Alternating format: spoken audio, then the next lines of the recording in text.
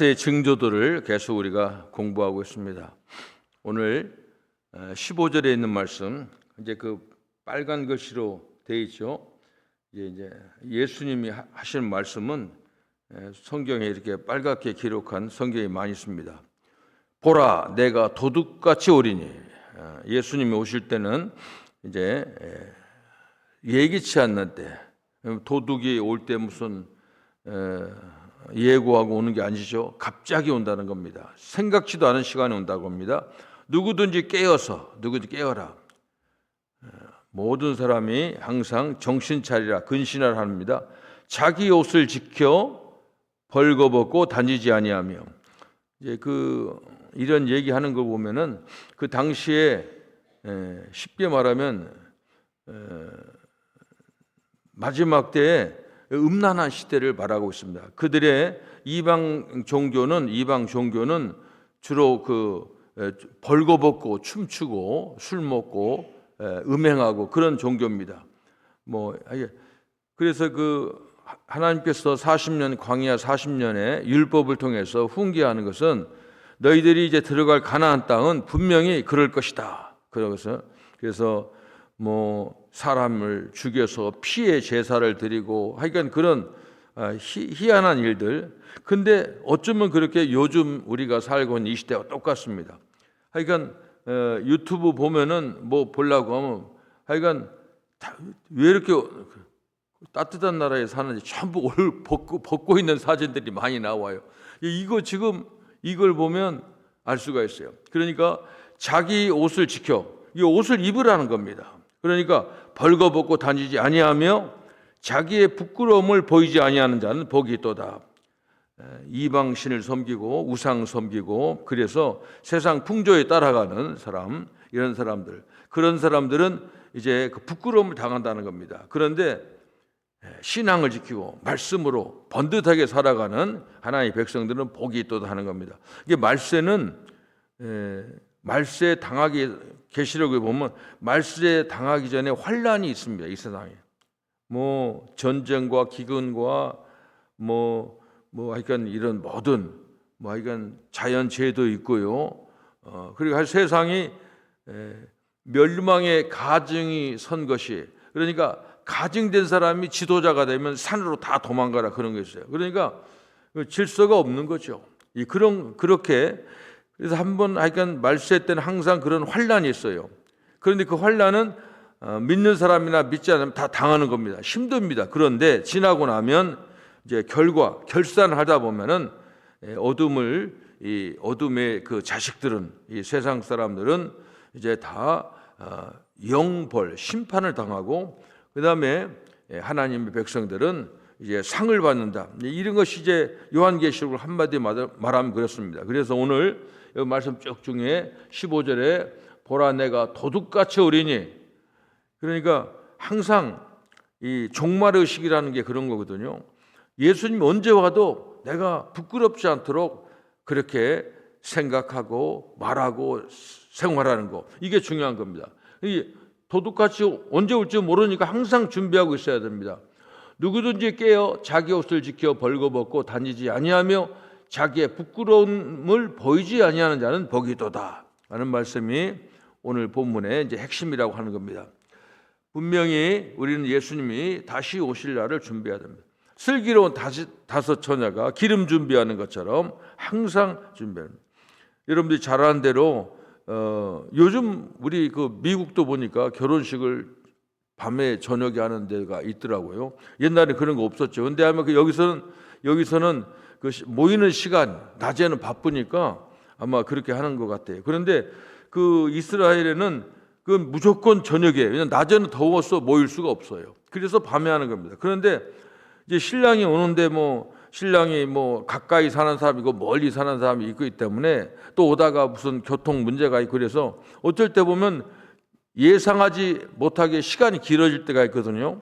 이제 그럴 때 기름을 충분히 준비한 슬기로운 다섯 처녀는 언제 와도 신랑이 올도 맞이할 수 있는 준비가 되어 있는데, 그렇지 못한 딸랑딸랑 그렇게 제가 믿음 생활을 되게 바듯이 턱걸이로 이렇게 살아가는 사람들, 그런 거죠. 근데 진짜로 예수님이 신랑이 오는 시간이 더디었을 때 진짜 신랑이 왔다 할 때는 맞으러 갈 때는 기름이 떨어져서 불을 밝힐 수가 없는 겁니다. 그런 것을 말하고 있습니다. 오늘 성경 우리가 계속 보면 이제 심판이 있습니다. 환란이 있는데 첫 번째 일곱 봉인 심판의 내용, 앞으로 될 일을 다 하는 그런 일곱 봉인. 그 다음에 일곱 나팔, 또 나팔이 또 첫째 나팔 계속 불면서 이거 전부 이런 것이 일곱 봉인, 일곱 나팔 이게 점점 확장이 됩니다. 나중에는 일곱 대접. 이게 지금 오늘 우리는 대접, 큰 대접에 이제 재앙의 대접을 하는 겁니다. 여기서 보면 그래서 이런 일곱 대접의 심판이 시작되는데 제가 본문이 너무 길어서 제가 8절부터 읽었습니다마는 첫 번째부터 네 번째까지 심판의 대접은 땅과 바다와 강과 해 그리고 자연에게 임하는 재앙입니다. 자연재해가 나타나는 겁니다. 점점 사람들이 이제 그 재해에 대해서 하는데 요즘은 어떤 사람들이 그렇습니다. 이 자연의 재해 때문에 뭐 너무 덥다, 막 춥다, 덥다, 뭐 이런 거, 막 폭설이 온다. 그래가지고 이게 어떤 사람들 이것을 이제 환경이 했으니까 환경, 지구를 살리자, 뭐 이런 식으로 얘기하는데 저도 첫 번에는 그런 얘기들이 다 좋은 얘기인 줄 알았던데 나중에 이제 보니까는 그 사람들 의도가 있더라고요. 그런 게 보니까 이게 누가 하냐면 가진 자들이 재벌들이 그런 운동을 벌이는 겁니다. 근데 또 사실 우리가 뭐 너무 더우면은 야 이거 뭐 100년 만에 더위다. 너무 추우면은 뭐 관측 기상대가 생기고 최고 춥다. 그래서 그게 계속 사람들의 관심하니까 그게 나중에 보면은 그런 걸 하는 사람들 가만히 보면은 요즘 이런 얘기더라고요. 이제 닭고기 이런 것을 먹으면 안 된다는 거예요. 소가 소 키는 게 제일 문제라고 하더라고요. 근데 소가 방구를 끼면은 그것이 우리 지구가 굉장히 오염된답니다. 그래서 나 이해가 되지 뭘. 그래가지고 소고기를 먹지 말자. 닭도 그렇고 고기를 먹지 말자. 그러면 어떻게 해야 되냐? 인공육을 만들자 하는 겁니다.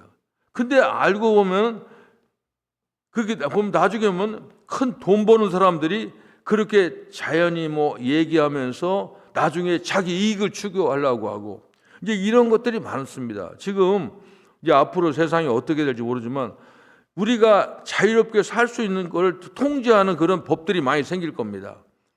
이게 지금 우리가 그래요. 그래가지고 하여간 그런 일들이 많습니다. 그런데 이 환경론자들이 그들이 주장하는 그런 말들은 틀린 말은 아닙니다. 지구를 깨끗이 살리자 하는 건 굉장히 좋아요. 물도 깨끗하게 하고 공기도 깨끗하게 하고 좋아요. 좋은데 나중에 어떤 자기의 어떤 이익을 위해서 하는 그런 것을 말하는 것은 이제 문제가 있습니다. 그래서 이제 보면은 우리나라에도 보면 옛날에 도로를 하는데 우리나라에 그런 게 굉장히 많습니다. 환경 하는 사람은 녹색 운동 그린피스 이런 사람 있잖아요. 거기는 대구인가 어딘가 하는데 한 10년 다 갔는데 거기를 뚫지 못했어요. 근데 이유가 뭐냐? 도롱뇽 개구리 있고 이걸 보호해야 된다는 거예요. 나중엔 뚫었어요. 그런데 그 적자가 몇 조 원이 났어요. 이제 그런 거 보면 진짜 그게 환경론자들이 하는 것인지 그런 것은 좀 문제가 있다고 나는 생각합니다. 오늘 여기서 말하는 말세의 징조는 뭐냐면 그런 게 아니에요. 그런 게 아니라 마지막 심판 때는 이제 지구 살리자 그런 게 아니라 지구가 지금 하나님의 심판으로 이 지구를 노아의 홍수 때는 물로 심판했지만은 이제는 불로써 심판하는 겁니다. 이게 하나하나 지금 대접 심판이 임하고 있습니다. 하나님이 진노하셔서 천사 7에게 대접의 재앙을 쏟습니다. 우리가 앞에서 이제 안 읽었지만 첫째 천사가 대접을 땅에 쏟자 짐승의 표를 받은 자와 우상에게 경배하는 자들에게 악하고 독한 종기가 났다. 우리가 쉽게 생각하면 그래요? 요즘은 나는 이렇게 하면 딱 머리에 오는 게 에이즈가 생각나요. 하여간 그런 다른 병은 다 고치는데 그 에이즈 못 고치잖아요. 그러니까 보면 이런 생각. 하여간 짐승의 표를 받은 자, 우상에 경배하는 자, 딱 하나님을 반대하고 지금 이런 거예요. 그래서 성경에 보면은 우리가 로마에서 공부했지만은 그런 겁니다. 이런 그 하나님을 배역하고 하고 나중에 뭐 동성애하는 사람들은 이미 그들이 벌을 받았다, 그런 얘기가 있어요. 이제 그런 겁니다.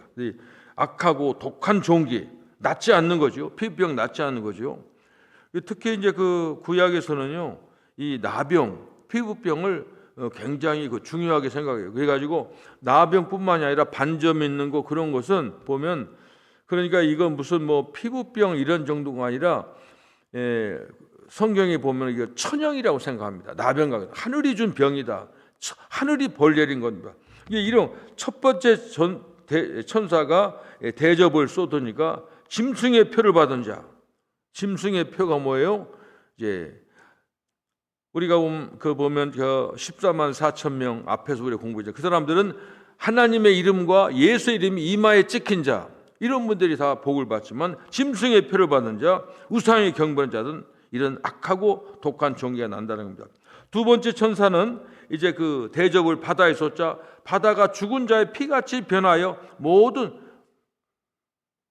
바다가 그 물이 부패하고 물이 상하고 하면은 이제 모든 생물, 바다에 있는 생물이 다 죽습니다. 이런 심판이 있다는 겁니다. 셋째 천사가 대접을 강물에 쏟자 강물이 피가 되었다. 이걸 보면 여러분들 무슨 생각이 납니까?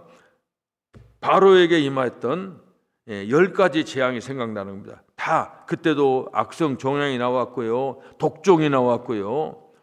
특히 이제 둘째와 셋째 대접 심판 보니까 나일강이 피로 변하고 이런 재앙을 연상하게 됩니다. 넷째 천사가 대접을 해에 쏟자 해가 권세를 받아 불로 사람을 태운다. 불의 심판. 요즘 보면 그 소돔 고모라가 멸망할 때 여러분들 생각합니다.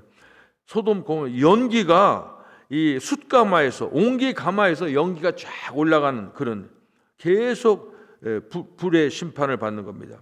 근데 요즘 보면은 지금 이스라엘 전쟁하잖아요. 그렇게 보면 항상 그 비디오 사진 보면은 이 폭격하면은 막 그 연기가 얼마나, 그러니까 지진 같은 거 나도 화산 폭발해도 그 연기가 계속 올라가잖아요. 이런 걸 말합니다. 사람이 불로 태우는 그런 겁니다. 굉장히 화력. 앞으로 심판은 불의 심판이라고 하는 것이 이제 그 분명하다고 생각이 됩니다. 우리가 그 핵폭탄 뭐 옛날에 미국하고 소련하고 해가지고 러시아하고 감축을 했어요. 근데 지금은 러시아가 먼저 그 조약에서 탈퇴를 해가지고요, 미국보다 훨씬 많습니다. 핵무기가. 지금은 또 뭐 많아요. 중국도 많고요. 그러니까 한번 생각해 보세요. 왜 핵을 만들겠어요? 그냥 나중에 했다가 이건 그냥 이거 핵전쟁 서로 견제하기 위해서 만든 게 아니에요. 항상 뭘 만들면 써요. 미국에 가끔 총기 사고가 나가는데 나는 거 보니까 첫 번에 총기를 갖고 있는 사람 자기 집을 보호하려고 했어요. 그런데 총기가 집안에 있으면 그 아이들이 할 때 꼭 사고가 납니다. 그냥 기분 좋을 때는 좀 홧김이 나면 항상 총이 있다고 생각하는 거예요. 이 나라가 인간의 근본적으로 정말 착하고 품성이 좋았다 하면은 그렇게 되지만 원래 인간은 악하기 때문에 그렇게 되는 겁니다. 그래 불에 태우죠. 그 다음에 다섯 번째 천사는 짐승의 왕자에 쏟자. 짐승이 왕이 된 거야. 짐승이 권력을 잡았어요. 그러면 거기에 쏟아버리니까 그 나라가 어두워지고 사람들이 아파서 혀를 깨물고, 얼마나 아프면 자기 혀를 깨물까요? 혀 깨물고 뭐 어떻게 한다는데, 이 아픈 것과 종기로 말미암아 하나님 비방하고 회개하지 않습니다. 하나님께 그런 재앙을 내리는 것은 목적이 이놈들 혼내주려고 막 한번 더 혼나봐라 그런 게 아니거든요. 하나님 항상 회개하기를 원하는 겁니다. 뉘우치고 I'm sorry, 잘못했습니다. 하나님 잘못했습니다. 그거를 원하는데 이 어둠의 그 우상의 그 표를 받고 이런 사람들은 오히려 징계를 하면은 더 죽으면 끝까지 회개하지 않는 겁니다. 이런 걸 말합니다. 그래서 하나님을 비방하고 또 회개하는 겁니다. 여섯 번째 천사가 대접을 유프라데 강에 쏟자 강물이 말라버렸다. 강물이 말라버렸다. 이 재앙은 사탄과 불신 세력의 심판을 받고 패망하는 재앙입니다. 강물이 말라니까 동방의 왕들이 일어난다 했습니다. 동방의 왕들은 좀 이따 말씀드리겠습니다. 일곱째 천사가 대접을 공중에 쏟자 번개와 우레와 큰 지진이 나자 큰 성이 세 갈래로 갈라지고, 성이 튼튼했는데 세 갈래 폭발이 됐다는 거죠. 만국의 성들이 무너집니다. 이 재앙은 바벨론의 멸망을 당하는 그런 재앙입니다. 일곱 대접의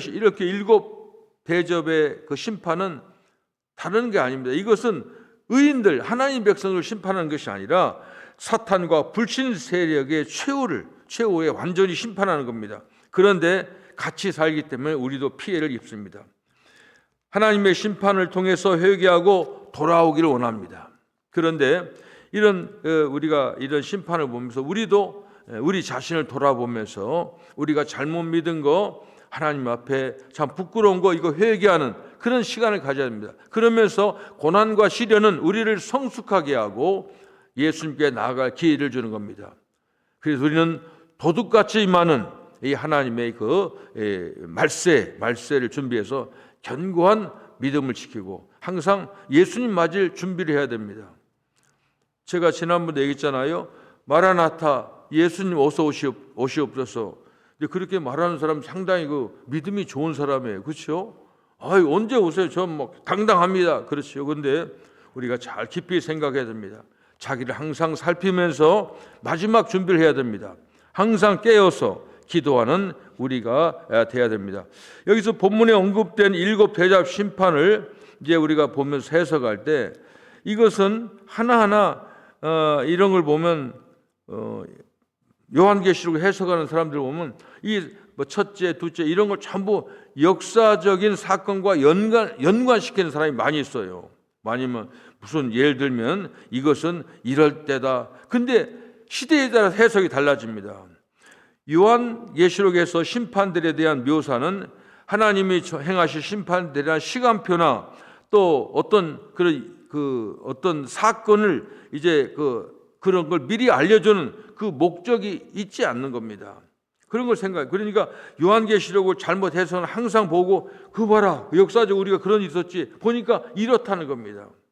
하나님이 여러 가지 재앙으로 애굽에서 10가지 재앙을 내렸을 때도 그게 다른 게 아니라 하나님의 여러 모양으로 이 악을, 하나님 대적하는 세력들을 심판한다는 그런 얘기지, 이게 역사적 사건과 연관이셔서 해석할 필요는 없다고 하는 겁니다. 역사적으로 해석하는 사람들은 본문의 심판들을 어떤 특정 사건과 연결시킵니다. 예를 들면 아까 얘기한 동방의 왕들, 막 바다에 대접을 쏘니까 강이 말라버렸어요. 그래서 사람들이 동방의 왕들이 온다는 거예요. 그러니까 이 마지막 심판하는 왕들이 온다는 겁니다. 그런데 이걸 보고 지금까지 이제 요한계시록 해석한 사람들은 19세기에는 동방의 왕이 누구냐? 터키죠. 터키의 오스만 제국. 그때 오스만 제국이 기독교를 이겼습니다. 그때 처음 이겼죠. 그래가지고 우리가 터키 가보면 성당 가보면 우리 기독교 성당을 완전히 칠해가지고 자기네라 막 쓰고 있는 우리가 봤죠. 그러니까 동방의 왕들이 누구냐? 역사적으로 해석하면 19세기의 터키 오스만 제국이다. 2차 대전 때는 동방의 왕들이 누구냐? 일본이다. 일본이 지금 막 공격하지 않았냐? 이렇게 해석합니다. 이후에는 또 중국이다, 이란이다, 이라크다, 이렇게 해석을 하는 겁니다. 그러니까 그런 해석은 바람직하지 않다는 겁니다. 왜냐하면 당시의 동방의 왕은 당시 사도 요한이 이 요한계시록을 받을 때는 페르시아였습니다. 그때는 페르시아가 동방의 왕국이었어요. 그러니까 그런 식으로 해석하면 안 된다는 겁니다. 단지 마지막 때 이런 큰 재난이 온다는 겁니다. 마찬가지로 소위 아마겟돈 전쟁, 우리가 아마겟돈 전쟁이에요. 마지막 최후의 인류의 전쟁이랍니다. 이 아마겟돈이라는 말은 히브리어로 무기또의 산이다. 원래는 히브리어로 헤르메기돌, 이런 하르메기돌입니다. 그걸 헬라어로 읽으면은 이제 아마겟돈 그렇게 되는 겁니다. 그러면 이제 아마겟돈에서 전쟁이 일어나는데 어디냐? 그러니까 사람들이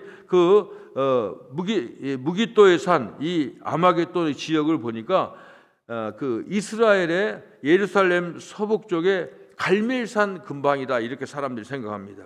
갈멜산 근방이라고 생각합니다. 근데 그러면 진짜 거기서 어떤 전쟁이 나느냐? 지금 사람들은 뭐냐? 요즘 거기 전쟁이 나 있잖아요. 이스라엘하고 하마스하고 또 뭐 시리아하고도 전투하고요. 한데 보니까 이제 그렇다, 이제 거기다 이렇게 해석을 할 수가 있습니다. 그러나 이런 해석들은 이제 시대마다 달라지니까, 그러니까 어떤 이런 요한계시록의 사건 하나하나를 이 지금 일어나는 것과 연결시켜서 해석하는 건 좀 위험하다 하는 겁니다. 이것은 마지막 예수님 오시기 전에 이런 심판들이 있다 하는 겁니다. 또 우리가 생각할 것은, 여러분들 마지막 전쟁 때 보면은 이 아랍 사람들, 지금 우리가 이스라엘과 아랍이 전쟁할 때 우리 예수 믿는 사람들이 자연적으로 이스라엘 편을 듭니다. 이스라엘 편. 그렇잖아요. 우리 하나님 구약하고 신약, 우리는 신약 믿지만 그 구약이니까 같은 라인이다. 사실 우리도 이스라엘 사람들에게 좀 이렇게 호의적이죠.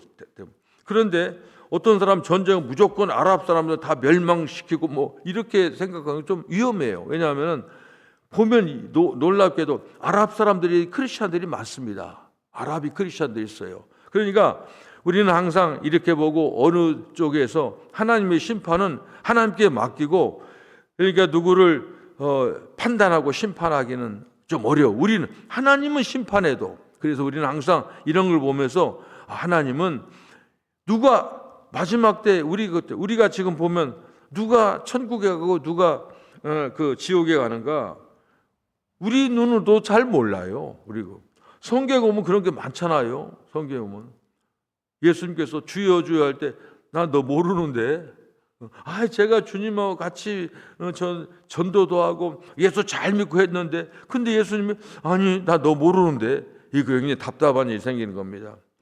구원은 하나님께 있습니다.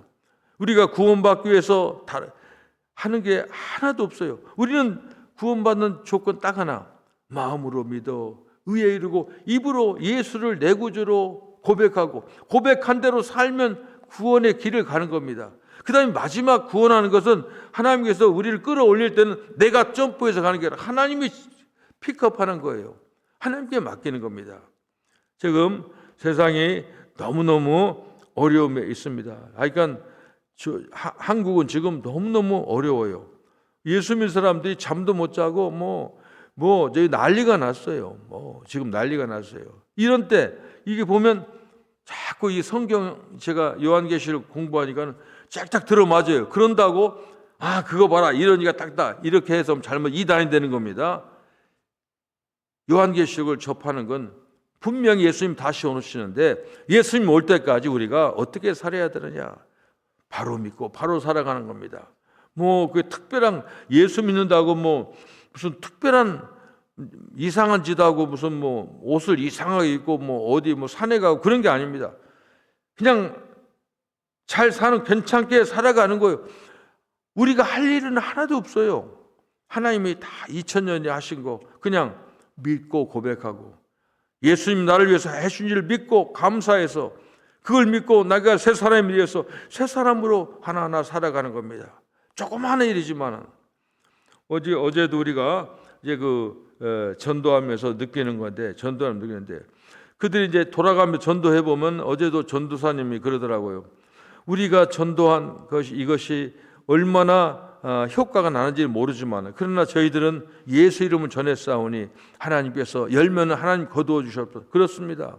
우리가 하루하루 마지막 때 너무 무슨 두려워할 것도 없고, 이미 우리가 이것 한번 공부하는 것은 마지막 때 이런 징조, 이런 현상이 나타나는 걸 이미 알고, 모르고 갑자기 다음 우리가 놀래니까 그러니까 미리 알고 마지막을 준비하는 저와 여러분이 되길 바랍니다. 기도하겠습니다.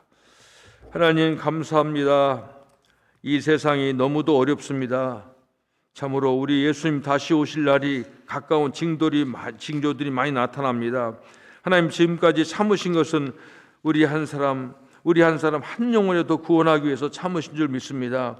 언제 주님이 오시든 도적까지 오신다고 그랬는데 언제 오시든지 예수님 맞을 준비하는 우리 모두가 되기를 합니다. 특별히 우리 조국 한국과 우리나라 미국을 하나님 지켜주시고 아버지 유정자들 지켜주시옵고 하나님 함께하여 주시옵소서. 하나님의 공의와 사랑으로 다스려 주시옵소서. 우리는 어느 쪽이 진짜인지고 어느 것이 참인지를 모를 때가 있습니다. 그러나 하나님께 모든 걸 맡깁니다. 그러나 우리 속에 있는 예수님이 항상 우리 지혜를 주셔서 항상 바른 쪽에 오른쪽에 정의와 하나님의 공의와 사랑 쪽을 택하면서 살아가는 우리 모두가 될 수 있도록 도와주시옵소서. 예수님의 이름으로 기도합니다. 아멘.